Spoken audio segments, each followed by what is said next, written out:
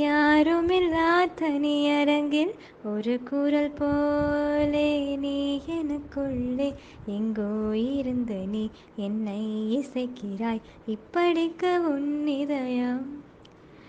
என்ன சொல்வேன் இதயத்திடம் உன்னை தினமும் தேடும் என் பேச்சை கேட்காமல் உன்னை தேடும் இசையால் ஒரு உலகம் அதில் நீ நான் மட்டும் இருப்போம் கனவால் ஒரு இல்லம் அதில் நாம் தான் என்றும் நிஜமா ஓ, அது ஒரு ஏகாந்த காலம் உன்மடி சாய்ந்த காலம்